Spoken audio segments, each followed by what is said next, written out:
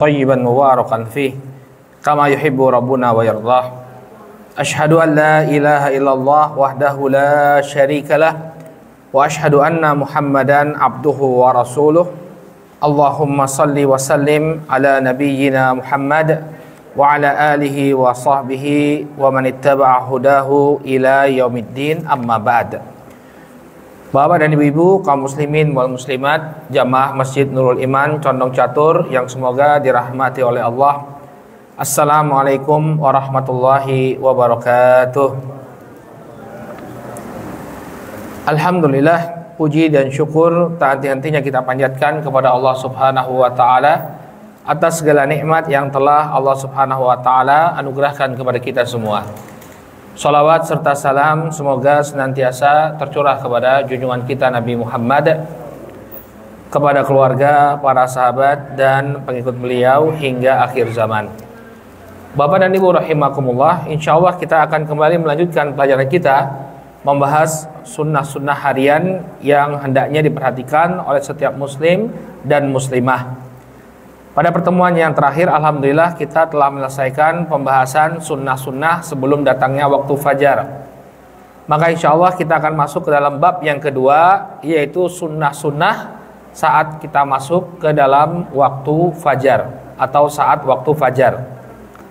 Baik, maka yang pertama tentunya sebagai tanda masuknya waktu fajar adalah berkumandangnya adzan subuh. Maka insya Allah di kesempatan kajian kali ini kita akan bahas sunnah-sunnah yang berkaitan dengan berkumandangnya adzan. Ya. Ya, sunnah-sunnah saat adzan dikumandangkan. Ini apa saja? Ketika adzan dikumandangkan, jadi kan pertama kali kita mendengar suara adzan di pagi hari itu ya di waktu subuh. Maka di sana ada sunnah-sunnah yang hendaknya kita perhatikan dan kita lakukan untuk mendapatkan ganjaran pahala dari Allah Subhanahu wa taala. Di antara sunnah saat adzan dikumandangkan, yang pertama adalah mutaba'atul muadzin, yaitu kita mengikuti apa yang diucapkan oleh muadzin. Jadi ketika muadzin mengucapkan Allahu akbar, Allahu akbar, maka apa yang kita ucapkan? Hendaknya kita mengucapkan sebagaimana yang dikumandangkan oleh muadzin tersebut. Ketika dia mengucapkan Allahu akbar, Allahu akbar, maka kita pun ikut mengucapkan Allahu akbar, Allahu akbar. Kecuali ketika muadzin itu mengucapkan hayya 'alas shalah dan hayya 'alal falah. Ya, maka kita mengucapkan apa? La haula wala quwata illa billah. Nanti kita akan jelaskan kenapa kok dibedakan. Kenapa ketika muadzin mengucapkan hayya 'alas shalah, hayya 'alal falah, kita kok enggak ikut mengucapkan hayya 'alas shalah dan hayya 'alal falah. Ya, adapun ucapan lainnya Allahu akbar, asyhadu an la ilaha illallah, asyhadu anna Muhammadar Rasulullah, kemudian la ilaha illallah. Ya, kenapa kita ikuti sama ucapan kita dengan ucapan muadzin? Nanti kita akan jelaskan alasannya. Baik, yusannu liman sami'al adzan an yaqula mithla ma yaqulul muadzinu. Disunahkan bagi orang yang mendengar suara adzan, yang mendengar adzan, dia mengucapkan sebagaimana apa yang diucapkan oleh muadzin. Illa fi al-hayyalatain, kecuali pada dua hayya, ya, hayya alatain, yakni hayya 'alas shalah dan hayya 'alal falah. Fayaqulu la haula wala quwata illa billah. Maka ketika muadzin mengumandangkan hayya 'alas shalah dan hayya 'alal falah, ya, yang mendengarkannya mengucapkan la haula wala quwata illa billah. Li hadits Abdullah ibn Amr ibn al-As radhiyallahu anhuma. Dalilnya adalah sebuah hadis yang diriwayatkan oleh Imam Muslim dari sahabat Abdullah bin Amr bin al-As radhiyallahu anhuma, bahwasanya beliau mendengar Nabi sallallahu alaihi wasallam bersabda, "Idza sami'tumul muadzina faqulu mithla ma yaqul." Kata Nabi sallallahu alaihi wasallam, apabila kalian mendengar ya muadzin, yakni orang mengumandangkan adzan, maka ucapkanlah sebagaimana yang mereka kumandangkan. Jadi ketika mereka mengatakan Allahu akbar, Allahu akbar, Allahu akbar, Allahu akbar, Allahu akbar, Allahu akbar, Allahu akbar, Allahu akbar. Asyhadu an la ilaha illallah, asyhadu an la ilaha illallah, dan seterusnya. Jadi dia mengucapkan sebagaimana yang dikumandangkan oleh muadzin. Kemudian dari lain yang menunjukkan bahwa dia mengikuti apa yang diucapkan oleh muadzin adalah hadis yang diriwayatkan oleh Imam Muslim pula dari sahabat Umar bin Khattab radhiyallahu anhu. Kata beliau, hadis Umar bin Khattab radhiyallahu anhu qala, beliau mengatakan, qala Rasulullah sallallahu alaihi wa alihi wasallam, Rasul sallallahu alaihi wasallam bersabda, idza qala al-muadzinu Allahu akbar, Allahu akbar, faqala ahadukum Allahu akbar, Allahu akbar. Apabila muadzin mengumandangkan Allahu akbar, Allahu akbar, maka hendaknya kalian mengucapkan Allahu akbar, Allahu akbar. Thumma qala, kemudian Nabi SAW mengatakan, kemudian muadzin mengatakan, asyhadu an la ilaha illallah. Qala asyhadu an la ilaha illallah. Apabila muadzin mengumandangkan asyhadu an la ilaha illallah, maka hendaknya kalian mengucapkan asyhadu an la ilaha illallah. Thumma qala asyhadu anna Muhammadan Rasulullah. Kemudian saat muadzin mengatakan asyhadu anna Muhammadan Rasulullah, qala asyhadu anna Muhammadan Rasulullah, maka ucapkan pula asyhadu anna Muhammadan Rasulullah. Thumma qala, nah kemudian ini beda ya. Kemudian ketika muadzin mengumandangkan hayya 'alas shalah, qala la haula wala quwata illa billah, ya. Maka ucapkanlah la haula wala quwata illa billah, tidak ada daya dan upaya kecuali dengan pertolongan Allah, ya. Kemudian thumma qala hayya 'alal falah. Kemudian muadzin mengucapkan hayya 'alal falah, maka hendaknya engkau mengucapkan la haula wala quwata illa billah, ya. Jadi ini yang berbeda. Kemudian thumma qala Allahu akbar, Allahu akbar. Kemudian muadzin mengumandangkan kembali Allahu akbar, Allahu akbar. Qala Allahu akbar, Allahu akbar. Maka kalian ucapkan Allahu akbar, Allahu akbar. Thumma qala la ilaha illallah. Qala la ilaha illallah min qalbihi, ya, dakhalal jannah. Ya, maka dia mengucapkan la ilaha illallah. Ya, apabila dia mengucapkan ini semua dari hatinya, maka dia ya masuk ke dalam surga. Jadi maksudnya Nabi SAW, barang siapa yang dia mendengar suara adzan, kemudian dia mengikuti apa yang diucapkan oleh muadzin, kemudian ketika muadzin mengucapkan hayya 'alas shalah, hayya 'alal falah, dia mengucapkan la haula wala quwata illa billah, la haula wala quwata illa billah, ya, maka kalau ini diucapkan dari dalam hatinya, maka dia akan masuk surga. Masya Allah. Ini keutamaan yang sangat luar biasa. Hanya dengan ya mengikuti apa yang diucapkan oleh muadzin. Selama itu lahir dari hati kita yang paling dalam. Artinya kita mengucapkannya itu bukan hanya sekedar ikut-ikutan, tapi memang dari hati kita. Ya, kita tahu bahwa ini merupakan syiar agama Allah Subhanahu wa taala. Ya, dia bukan hanya sekedar berceloteh saja, tapi dia ungkapkan dari hatinya yang paling dalam. Maka kata Nabi SAW, dakhalal jannah, dia akan masuk ke dalam surga. Kadang kita meremehkan ya Bapak dan Ibu, ya. Ya, kalau ada adzan kita ngapain? Ngobrol, ya. Ya, boleh ngobrol tapi habis adzan, ya. Pas adzan, ya, ahsannya sebaiknya kita meniru suara atau apa yang diucapkan oleh muadzin. Karena pahalanya atau ganjarannya nggak kaleng-kaleng, ya. Dakhalal jannah kata Nabi. Dia akan masuk surga. Maka ya mari kita sama-sama memperbaiki diri.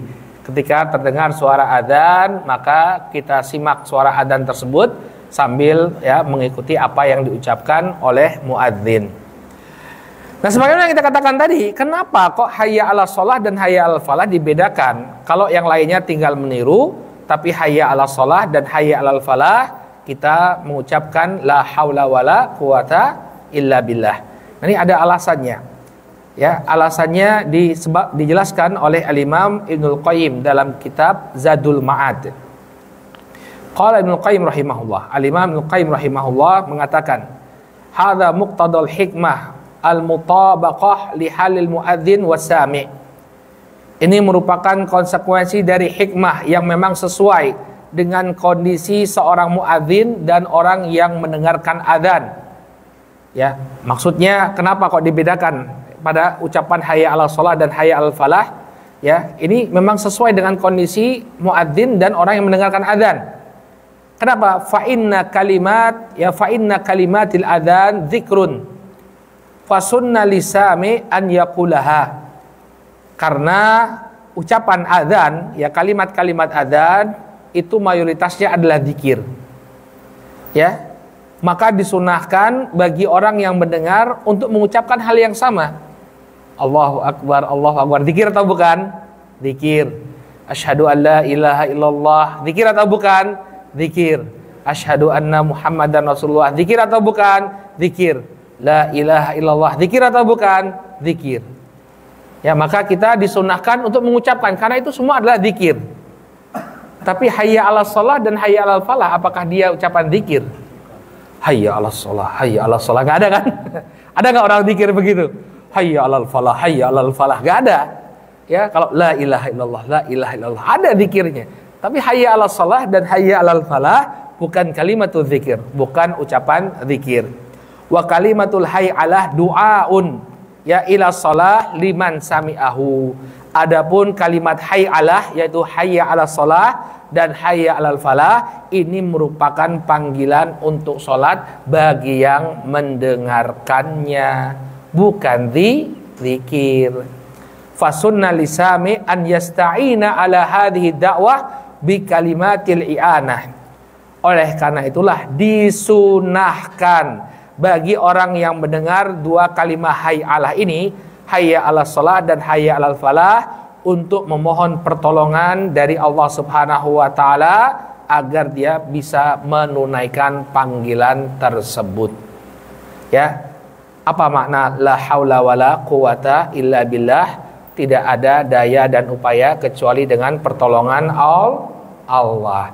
Artinya kita tidak bisa menunaikan perintah sholat itu dan tidak bisa mendapatkan kemenangan kecuali dengan pertolongan dari Allah.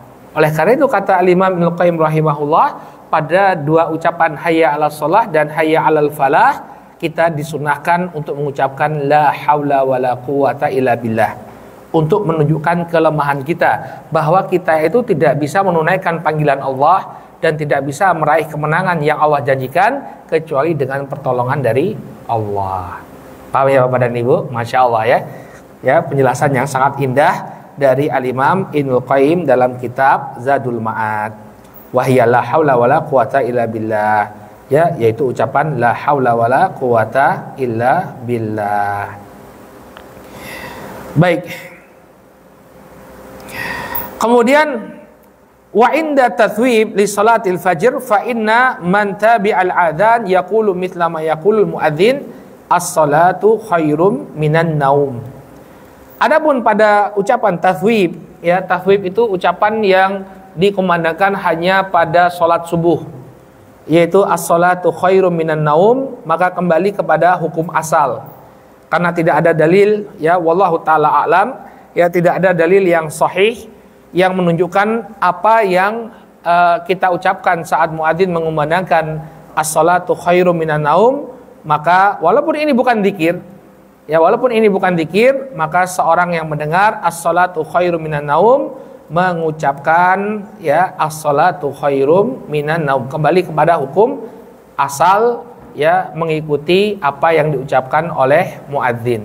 Kalau hayya 'alas shalah dan hayya 'alal falah ada dalilnya. Ya, ada dalilnya bahwa yang diucapkan adalah la haula wala quwata illa billah. Adapun as-salatu khairum minan naum ini tidak ada dalil yang sahih dan sharih yang menunjukkan bahwa ada ucapan tertentu untuk membalasnya. Maka cukup bagi kita untuk meniru apa yang diucapkan oleh al-muadzin as-salatu khairum minan naum. Baik, kalau dalam mazhab Syafi'i itu saya lupa ya. Sepertinya ada dalam mazhab Syafi'i itu dalam kitab syarah terhadap matan Abi Suja, karya Fadilatul Syekh Mustafa Bugha itu disebutkan sebagai ulama mengatakan sunnah untuk mengucapkan apa gitu kalimat balasan terhadap as-salatu khairum minan naum. Tapi menurut penulis di sini ya kita meniru apa yang diucapkan oleh muadzin. Qala Asy-Syaikh Muhammad bin Ibrahim rahimahullah, qauluhu sallallahu alaihi wasallam faqulu mithla ma yaqul yadullu ala annahu yaqul as-salatu khairum minan naum. Kemudian beliau menukilkan fatwa dari Fadilatul Syekh Muhammad bin Ibrahim rahimahullah. Syekh Muhammad bin Ibrahim rahimahullah, beliau adalah mufti kerajaan Saudi Arabia sebelum Syekh Abdul Aziz Ibn Baz. Ya, jadi ini mufti pertama sejak kerajaan modern Arab Saudi berdiri. Mufti pertamanya itu adalah Muhammad bin Ibrahim. Beliau seorang ulama bermadzhab Hambali. Ya, beliau mengatakan, adapun ucapan as-salatu khairum minan naum, ya, maka ucapkanlah sebagaimana apa yang diucapkan. Ya dulu ala annahu yaqul, bahwa dia mengucapkan as-salatu khairum minan naum, ya. Wallahu taala a'lam. Kemudian juga ketika azan berkumandang, ya, selain kita menyibukkan diri dengan mengikuti apa yang diucapkan oleh muadzin, disunahkan bagi kita untuk tidak berbicara atau ngobrol atau ngerumpi, ya. Beliau menukilkan penjelasan dari Al-Hafidz Ibnu Hajar dalam Fathul Bari. Qala Al-Hafidz Ibnu Hajar rahimahullah, an Ibnu Juraij annahu qala, ya, kata beliau, huditsu anna nas kanu yansituna lil muadzin insatahum lil qiraah. Kata Imam Ibnu Juraij rahimahullahu taala, bahwa disampaikan kepadaku bahwa dulu manusia, yakni generasi awal Islam maksud beliau, ya, mereka diam ketika muadzin mengumandangkan adzan sebagaimana mereka diam saat mendengarkan bacaan Al-Qur'an. Ya, jadi ketika Al-Qur'an itu sedang dibacakan, disunnahkan bagi kita untuk diam mendengarkan. Demikian juga ketika adzan, ya. Maka ini teguran bagi kita, ya. Kalau misalnya muadzin sedang mengumandangkan adzan, maka hendaknya kita diam mendengarkan dan juga mengucapkan sebagaimana apa yang diucapkan oleh muadzin. Baik. Kemudian sunnah yang kedua saat berkumandangnya adzan, bahwa ada sebuah zikir, ya, yang ini mungkin jarang ya kita lakukan, yaitu zikir yang diucapkan ketika muadzin mengumandangkan dua kalimat syahadat. Jadi setelah asyhadu an la ilaha illallah, asyhadu an la ilaha illallah, asyhadu anna Muhammadar Rasulullah, asyhadu anna Muhammadar Rasulullah, maka disunahkan bagi kita, ya, selain mengucapkan apa yang diucapkan oleh muadzin, kita mengucapkan, ya, raditu billahi rabban wa bi Muhammadin rasulan wa bil islami dinan. Ya. Dalam sebuah hadis, ya, kata beliau di sini, yusan an yuqal ba'da ma yaqulul muadzin asyhadu anna Muhammadan Rasulullah ats-tsaniyah ma jaa fi hadits Sa'ad an Rasulillah sallallahu alaihi wasallam. Ya.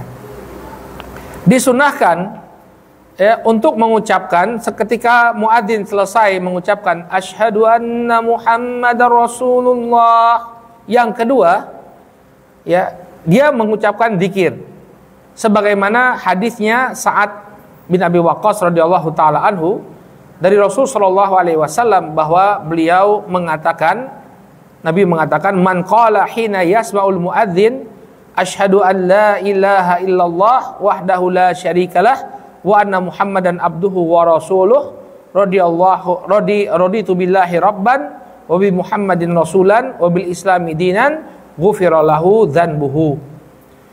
Barang siapa yang mendengar, yang mengucapkan ketika dia mendengarkan muadzin, ya, muadzin mengucapkan hayya asyhadu anna Muhammadan Rasulullah, maka kemudian dia mengucapkan asyhadu an la ilaha illallah wahdahu la syarikalah wa anna Muhammadan abduhu wa rasuluh raditu billahi rabban wa bi Muhammadin rasulan wa bil islami dinan ghufira lahu dzanbah, maka dia akan diampuni dosa-dosanya. Jadi lafaz zikirnya itu asyhadu alla ilaha illallah wahdahu la syarikalah wa anna muhammadan abduhu wa rasuluh raditu billahi rabban wa bi muhammadin rasulan wa bi islami dinan. Ya, asyhadu alla ilaha illallah wahdahu la syarikalah wa anna muhammadan abduhu wa rasuluh raditu billahi rabban wa bi muhammadin rasulan wa bil islami dinan. Nah, ini zikir yang dibaca setelah muadzin menyelesaikan ucapan asyhadu anna muhammadan rasulullah yang kedua. Nah, ini mungkin jarang kita praktekkan ya. Nah, coba kita rutinkan. Kenapa? Ghufirallahu dzanbah. Ya, ghufirallahu dzanbuh. Maka kata Nabi sallallahu alaihi wasallam, doanya dosanya akan diampuni. Jadi ini salah satu sebab diampuninya dosa. Ini mengucapkan asyhadu alla ilaha illallah wahdahu la syarikalah wa anna muhammadan abduhu wa rasuluh raditu billahi rabba wa bi muhammadin rasula wa bil islami dina. Ya.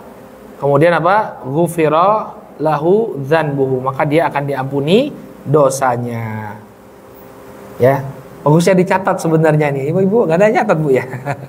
Asyhadu alla dihafalkan ya. Asyhadu alla ilaha illallah wahdah la syarikalah wa anna muhammadan abduhu wa rasuluh raditu billahi rabban wa bi muhammadin rasulan wa bil islami dinan. Ya, maka ini akan dia akan mendapatkan ampunan dari Allah Subhanahu wa taala. Kemudian sunnah yang ketiga yang berkaitan dengan adzan,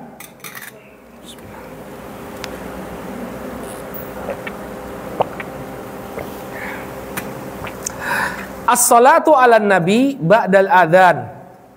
Ya. Dia bersalawat kepada Rasulullah sallallahu alaihi wasallam setelah adzan. Jadi sebenarnya itu bukan langsung doa ya. Allahumma rabba hadhihi da'wati tammah, enggak, tapi salawat dulu. Ya, jadi sebelum kita berdoa salawat dulu. Makanya kata beliau as-salatu 'alan nabi ba'dal adzan. Bersalawat kepada Nabi sallallahu alaihi wasallam setelah adzan. Li hadithi Abdullah bin Amr radhiyallahu anhuma. Dalilnya adalah hadis Abdullah bin Amr radhiyallahu anhuma, qala, beliau mengatakan, qala Rasul sallallahu alaihi wasallam, idza sami'tumul muadzina faqulu mithla ma yaqul. Apabila kalian mendengar seorang muadzin mengumandangkan adzan, maka ucapkanlah sebagaimana apa yang dia ucapkan. Kecuali hayya 'alas shalah, hayya 'alal falah. Tsumma shallu 'alayya. Ya. Kemudian hendaknya dia ya bersolawat kepadaku. Nah, jadi kan setelah adzan apa? Solawat dulu. Ya, solawat dulu baru kemudian dia baca doa. Apa keutamaannya? Fa innahu man shalla 'alayya sholatan sallallahu alaihi biha asyran. Maka sesungguhnya barang siapa yang dia bersolawat kepadaku dengan satu solawat, maka Allah Subhanahu wa taala akan menganugerahkan solawat kepadanya 10 kali lipat. Maksudnya apa? Allah akan mencurahkan kebaikan kepadanya 10 kali lipat. Maka tidak ada orang yang rugi ya dengan bersolawat kepada Nabi sallallahu alaihi wasallam. Dan solawat kepada Nabi sallallahu alaihi wasallam itu bukan hanya ibadah yang kita khususkan, aku mau sholawat nih, nah. Tapi ketika nama beliau disebut juga kita bersolawat. Makanya sebenarnya yang paling banyak bersolawat itu adalah para ulama. Kenapa? Karena kan mereka selalu baca hadis tuh Bapak dan Ibu. Qala Rasulullah sallallahu alaihi wasallam, ya gak? Rasul sallallahu alaihi wasallam langsung salawat ya, sallallahu alaihi wasallam. Maka barang siapa yang dia bersolawat kepada Nabi dengan satu solawat, ya Allah Subhanahu wa taala akan curahkan kebaikan kepadanya 10 kali lipat. Tsumma saluli alwasilah, kemudian mintalah kepada Allah Subhanahu wa taala alwasilah kepadaku. Ya, alwasilah ini yaitu apa? Kedudukan yang tinggi bagi Nabi sallallahu alaihi wasallam. Jadi Nabi sallallahu alaihi wasallam akan memberikan syafaat bagi umatnya nanti. Ya, apa itu wasilah? Fa innaha manzilatun fil jannah la tanbaghi illa li 'abdin min ibadillah. Ya. Yang namanya wasilah itu adalah sebuah kedudukan di surga yang tidak akan dicapai kecuali salah satu hamba dari hamba-hamba Allah Subhanahu wa taala. Wa arju an akuna anahu, dan aku sangat berharap akulah yang akan menempati posisi tersebut. Faman sa'ala lil wasilah halat lahu syafa'ah. Maka barang siapa yang meminta untukku, yakni meminta kepada Allah untukku wasilah tersebut, dia berhak untuk mendapatkan syafaatku. Jadi kalau kita ingin mendapatkan syafaat dari baginda Rasul Shallallahu Alaihi Wasallam, ya hendaknya kita membaca doa wasilah. Nanti akan ada doanya. Ya, dan saya kira juga banyak yang sudah hafal doa wasilah, doa agar Nabi Shallallahu Alaihi Wasallam diberikan kedudukan yang tinggi nanti di hadapan Allah Subhanahu Wa Taala. Baik, maka kita bersalawat kepada Nabi. Wa afdalu anwa'is shalah, dan sebaik-baik ucapan salawat adalah salawat Ibrahimiyah. Allahumma sholli ala Muhammadin wa ala ali Muhammad kama sholaita ala Ibrahim wa ala ali Ibrahim, dan seterusnya. Ya, maka ini adalah ucapan salawat yang terbaik. Tapi kalau misalnya kita tidak membaca ucapan salawat ini pun boleh, ya, kita baca ucapan salawat yang lain. Allahumma sholli ala Muhammad wa ala ali Muhammad, baru kemudian kita baca doa. Ya, doa setelah adzan. Kemudian yang keempat, sunnah yang keempat, qaulul du'a al-warid ba'dal adzan. Dia ucapkan doa yang disebutkan dalam sunnah setelah adzan. Jadi setelah sholawat baca doa. Li hadits Jabir, ya. Dalilnya adalah hadis Jabir bin Abdullah dalam Sahih Al-Bukhari. Qala Rasul sallallahu alaihi wasallam, Rasul sallallahu alaihi wasallam bersabda, "Man qala hina yasma'un nida." Barang siapa yang mengucapkan ketika dia mendengarkan adzan, dia mengucapkan Allahumma rabba hadhihi da'wati tammah was-salatil qa'imah ati Muhammadanil wasilata wal fadilah wa ba'athu maqaman mahmudanil ladzi wa'adtah. Ya. Halat lahu syafaati yaumal qiyamah. Barang siapa yang dia mengucapkan doa ini setelah dia mendengarkan adzan, Allahumma rabba hadhihi da'wati tammah. Ya Allah, Rabb yang memiliki panggilan yang sempurna ini, maksudnya adalah adzan. Was-salatil qa'imah, dan dialah yang berhak untuk mendapatkan salat yang akan ditegakkan. Ya, pemilik salat yang akan ditegakkan. Jadi orang itu salat hanya untuk Allah. Qul inna salati wa nusuki wa mahyaya wa mamati lillahi rabbil alamin la syarikalah. Katakanlah, sesungguhnya salatku, nusukku, hidupku dan matiku hanya milik Allah. Salat kita itu milik Allah. Enggak boleh kita salat untuk yang selain Allah. Fasholli li rabbika wanhar. Allah memerintahkan dalam surah Al-Kautsar, maka salatlah engkau untuk siapa? Untuk Rabbmu, dan sembelihlah hewan kurban. Maka salat itu adalah milik Allah. Ati Muhammadanil wasilata wal fadilah. Berikanlah kepada Muhammad al-wasilah dan al-fadilah. Ya, al-wasilah itu adalah kedudukan di surga, kedudukan yang tinggi di surga. Wa ba'athu maqaman mahmudanil ladzi wa'addah, dan bangkitkanlah dia, ya, pada kedudukan yang terpuji yang telah engkau janjikan. Ini para ulama menafsirkannya wallahu taala alam, maknanya adalah beliau memberikan syafaat nanti pada hari kiamat. Ya, maqamah mahmudah. Jadi di hari kiamat nanti seluruh umat manusia termasuk para nabi itu kan dikumpulkan di padang mahsyar. Ya, di padang mahsyar sebelum mereka ditimbang amalan-amalannya oleh Allah Subhanahu wa taala. Maka ketika itu Allah Subhanahu wa taala tidak kunjung melakukan hisab. Jadi orang tuh terlunta-lunta Bapak dan Ibu di padang mahsyar dalam keadaan uratan, gurlan, ya, dalam keadaan mereka telanjang, tidak menggunakan pakaian, kemudian tidak menggunakan sandal, dan dalam keadaan tidak berkhitan, seperti dia dilahirkan dari rahim ibunya. Ya, jadi kan nggak ada orang lahir dari ibunya pakai sandal, kan nggak ada. Nggak ada orang lahir dari rahim ibunya kemudian sudah sunat, ya. Maka kondisi kita dikembalikan nanti di padang mahsyar, telanjang, kemudian tidak berkhitan dan tidak menggunakan alas kaki. Makanya Ibunda Aisyah itu pernah bertanya kepada Nabi SAW, ya wahai Rasulullah, bukankah nanti seseorang akan melihat aurat temannya? Dulu, saling lihatan, karena semuanya telanjang. Makanya kata Nabi SAW, alamru syadid ya Aisyah. Perkara itu sangat dahsyat. Orang tuh gak bakalan kepikiran di padang mahsyar itu untuk saling lihat-lihatan aurat. Ya, nggak bakalan kepikiran karena saking dahsyatnya hari tersebut.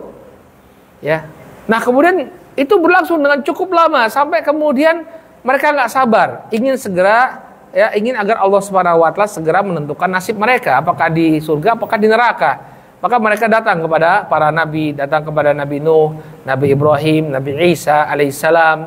Ya, mereka menginginkan agar nabi-nabi ini meminta kepada Allah Subhanahu Wa Taala agar disegerakan.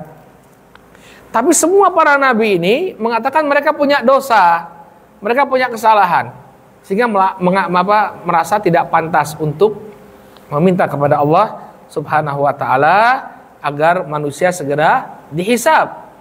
Mereka semua memerintahkan untuk datang kepada siapa? Muhammad. Maka datang manusia kepada Nabi SAW, lalu beliau pun meminta kepada Allah Subhanahu Wa Taala. Beliau bersujud di hadapan Allah Subhanahu Wa Taala, kemudian meminta kepada Allah agar disegerakan yaumul hisab, yakni hari penghitungan amalan. Nah, inilah yang disebut oleh para ulama sebagai maqaman mahmudan, kedudukan yang terpuji yang telah dijanjikan oleh Allah Subhanahu Wa Taala. Kalau doa ini pada hafal ya, sudah hafal ya? Allahumma rabba hadhihi da'wati tammah wassalatil qa'imah. Nah, dulu kalau sering menunggu adzan maghrib di TVRI pasti hafal. Saya menghafalkan hadis ini, doa ini pas nunggu berbuka puasa. Iya. Abis ini baru kemudian Allahumma laka sumtu wa bika amantu wa ala rizkika aftartu birahmatika ya arhamar rahimin. Nah, setelah adzan biasanya doa adzan, Allahumma rabba hadhihi da'wati tammah wassalatil qa'imah ati Muhammadanil wasilata wal fadilah wa ba'athu maqaman mahmudanil ladzi wa'adtah. Adapun tambahan innaka la tukhliful mi'ad, ya, maka ini ada silang pendapat di kalangan para ulama. Ya, sebagian menganggap bahwa tambahan ini sahih, ya, seperti Syekh Ibn Baz. Ya, Syekh Ibn Baz dalam sebagian risalah beliau, ya, beliau mengatakan tambahan ini hasan, ya. Innaka la tukhliful mi'ad. Namun sebagian ulama yang lain melemahkan. Tapi yang dalam sahih Bukhari itu sampai pada ucapan maqaman mahmudanil ladzi wa'adtah. Tidak ada tambahan innaka la tukhliful mi'ad. Maka barang siapa yang membaca doa ini, halat lahu syafaati yaumal qiyamah, dia akan mendapatkan, ya, syafaatku pada hari kiamat nanti. Qala wal wasilatu, kemudian dia jelaskan apa makna wasilah yang disebutkan dalam hadis. Al wasilatu waddohaha an-nabiy sallallahu alaihi wasallam fi hadits Abdullah bin Amr as-sabiq. Adapun wasilah maka telah dijelaskan pada hadisnya Abdullah bin Amr yang telah berlalu, di mana beliau mengatakan tsumma salu lil wasilah. Kemudian hendaknya dia meminta wasilah, karena wasilah itu adalah manzilatun fil jannah la tanbaghi illa li 'abdin min ibadillah. Adalah sebuah posisi di surga yang tidak akan didapatkan kecuali oleh salah seorang dari hamba-hamba Allah, dan aku berharap akulah yang akan mendapatkan itu. Baik, kemudian apa makna al-fadilah? Wal fadilatu ar-rutbatul 'aliyah allati la yusyarikuhu fihi ahad. Ya. Dan maksud dari al-fadilah, tadi kan wa'athu maqaman mahmudanil wa ati Muhammadil wasilata wal fadilah. Ya, datangkanlah kepada Muhammad al-wasilah dan fadilah. Kalau wasilah itu posisi yang tinggi di surga, adapun fadilah ini sama, ya. Rutbah al-aliyah allati la yusyarikuhu fiha ahad, yaitu kedudukan yang tinggi yang tidak ditandingi oleh yang lainnya. Ya, jadi satu-satunya didapati oleh Nabi sallallahu alaihi wasallam. Wa qala Syekhuna Ibnu Utsaimin rahimahullahu taala, ya, dijelaskan oleh guru kami Syekh Muhammad bin Shalih Al-Utsaimin dalam Syarhul Mumti'. Beliau mengatakan ad-da'watu tamah hiyal adzan. Ya, dalam doa tersebut disebutkan, ya, Allahumma rabba hadhihi da'wati tammah. Ya, wahai Allah yang memiliki seruan yang sempurna. Maka makna seruan yang sempurna adalah adzan itu sendiri. Li'annahu, kenapa dikatakan bahwa adzan itu adalah seruan yang sempurna? Li'annahu da'watun wa wasafaha bitammah. Karena yang pertama, adzan itu adalah panggilan, ya, panggilan bagi kita untuk menunaikan salat. Wa wasafaha bitammah listimaliha ala ta'zimillah wa tauhidihi. Nah, kemudian kenapa adzan itu disebut sebagai panggilan yang sempurna? Alasannya kata beliau, karena di dalam adzan terkandung pengagungan kepada Allah Subhanahu wa taala dan pentauhidan kepadanya. Ya. Jadi kita mengucapkan Allahu akbar, Allahu akbar. Nah, itu adalah pengagungan kepada Allah. Ya. Jadi jangan kemudian diplesetkan, ya, Allahu akbar itu pengagungan kepada Allah. Kemudian wa tauhidu, terkandung padanya pentauhidan, pengesaan kepada Allah Subhanahu wa taala. Dalam ucapan kita apa? Asyhadu an la ilaha illallah. Qala wasyahadatu birrisalah. Demikian juga pada adzan terdapat, ya, ucapan syahadat, persaksian terhadap risalah yang diberikan kepada Rasulullah sallallahu alaihi wasallam. Wa da'watu ilal khair, ya, dan ajakan kepada kebaikan. Sebaik-baik kebaikan adalah salat. Ya, amalan yang pertama kali akan dihisab oleh Allah Subhanahu wa taala adalah salat. Ya, maka inilah yang menyebabkan adzan disebut sebagai panggilan yang sempurna. Karena di dalamnya terkandung pengagungan kepada Allah, terkandung pentauhidan kepada Allah Subhanahu wa taala, terkandung padanya juga persaksian terhadap risalahnya Nabi sallallahu alaihi wasallam dan ajakan pada kebaikan. Ya. Kemudian wal maqam al mahmud, ya, al maqam al mahmud, apa makna maqam mahmud, kedudukan yang terpuji? Yashmilu kulla mawaqif yaumal qiyamah wa akhassa dzalika syafa'atul uzma. Maka kedudukan yang mulia ini mencakup, ya, semua apa yang terjadi pada hari kiamat dan dikhususkan dengan syafaatul uzma, syafaat yang paling agung dari Nabi, yaitu syafaat ketika beliau meminta kepada Allah Subhanahu wa taala agar urusan manusia segera diputuskan. Itu namanya syafaatul uzma yang hanya diberikan kepada Nabi sallallahu alaihi wasallam. Baik, kemudian sunnah yang kelima. Ya, setelah kita berdoa, ya, antara adzan dan iqamah, ya, setelah adzan dan iqamah disunahkan bagi kita untuk memperbanyak doa. Ya. Jadi antara waktu adzan dan iqamah ini sebenarnya waktu yang mustajab. Ya, waktu yang mustajab. Maka disunahkan bagi kita untuk memperbanyak doa di antara adzan dan iqamah.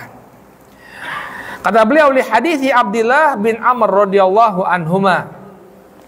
Dalil yang menunjukkan disunahkannya memperbanyak doa, ya, antara adzan dan iqamah adalah hadisnya Abdullah bin Amr bin Al-As radhiyallahu taala anhuma. Beliau mengatakan anna rajulan qala, ada seorang laki-laki datang kemudian mengatakan kepada Rasul sallallahu alaihi wasallam, "Ya Rasulullah, innal muadzinin yafdulunana." Ya, ada orang yang mengatakan, wahai Rasulullah, para muadzin ini telah mengungguli kami dalam pahala-pahala mereka. Kan muadzin ini kan manggil orang untuk sholat, pahalanya besar.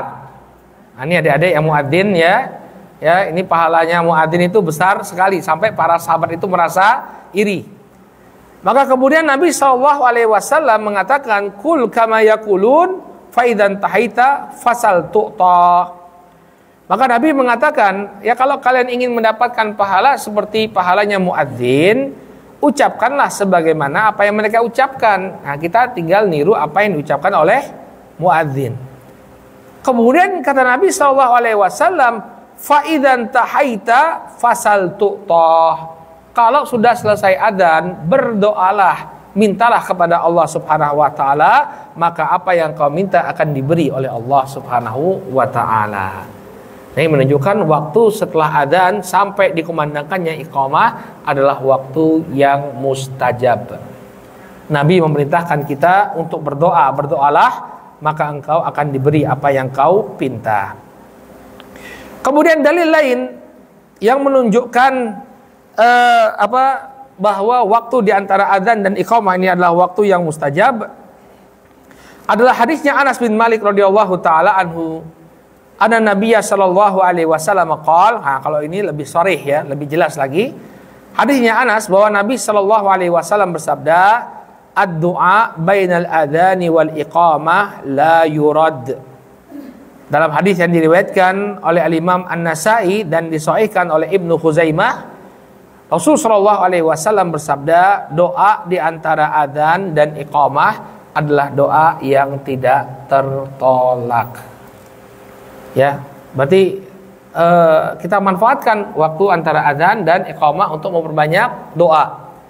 Ya, jadi nggak perlu misalnya kita ke Raudhah gitu ya, umroh kemudian berdoa di depan Ka'bah. Jadi sebenarnya di perumahan Condong Catur pun doa kita mustajab gitu. Ya bahkan di rumah itu juga doa mustajab. Ya, antara adzan dan iqamah, selama iqamah itu belum berkumandang, ya setelah adzan kita bisa memanjatkan doa-doa kita dan itu akan menjadi doa yang tidak tertolak. Ya, masya Allah ya. Jadi nggak perlu jauh-jauh ya. Di Condong Catur pun doa kita bisa jadi doa yang mustajab. Tinggal memilih waktunya. Ya, jadi di antara adzan dan iqamah ini doa tidak tertolak. Baik. Kemudian faedah di sini ada sebuah permasalahan fikih yang perlu kita perhatikan. Sebagian orang dia berada di dalam masjid. Kemudian begitu adzan berkumandang, dia keluar begitu saja dari masjid. Maka ada larangan dari Nabi Shallallahu Alaihi Wasallam. Ya, kalau kita berada di masjid kemudian adzan berkumandang, maka jangan tinggalkan masjid. Kecuali memang ada hajat yang darurat. Sampai kemudian kita sholat. Ya, Ustadz bagaimana kita di masjid tuh ngechat misalnya. Ya, lagi ngechat bajunya kotor kemudian adzan berkumandang, apakah kita harus tetap ada di masjid? Ya kalau ini kan ada hajat, silahkan dia kembali ke rumahnya, ganti pakaiannya, mandi, kemudian balik lagi ke masjid dia sholat. Tapi kalau tidak ada hajat yang daruri, tidak ada hajat yang memaksa dia, yang perlu betul dia untuk meninggalkan masjid, maka hendaknya dia tetap berada di masjid sampai kemudian dia menegakkan sholat. Apa dalilnya tidak boleh meninggalkan masjid saat setelah adzan berkumandang? Wa yadullu alaihi ma rawahu Muslimun min hadithi Abi Sya'tha radhiyallahu anhu. Ya, dalilnya adalah hadis Abi Sya'tha radhiyallahu anhu, beliau mengatakan kunna qu'udan ya fil masjid ma Abi Hurairah radhiyallahu anhu. Dulu kami pernah duduk di masjid bersama Abu Hurairah. Fa'adzanal muadzin, kemudian muadzin pun mengumandangkan adzan. Faqama rajulun minal masjid yamshi, maka ada di antara mereka seorang laki-laki yang keluar dari masjid. Dia berjalan keluar dari masjid. Fa'adbahu Abu Hurairah basarahu hatta kharaja minal masjid. Maka mata Abu Hurairah mengikuti, ya, pandangan Abu Hurairah mengikuti orang tersebut sampai orang tersebut keluar dari masjid. Faqala Abu Hurairah amma hadza faqad asa Abul Qasim sallallahu alaihi wasallam.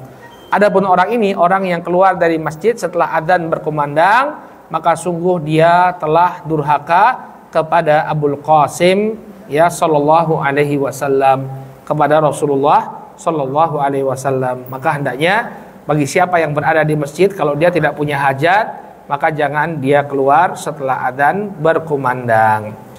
Tapi kita cukupkan dulu sampai di sini. Insya Allah di pertemuan yang akan datang kita akan bahas tentang sholat sunnah 2 rakaat sebelum fajar, ya, sebelum sholat subuh.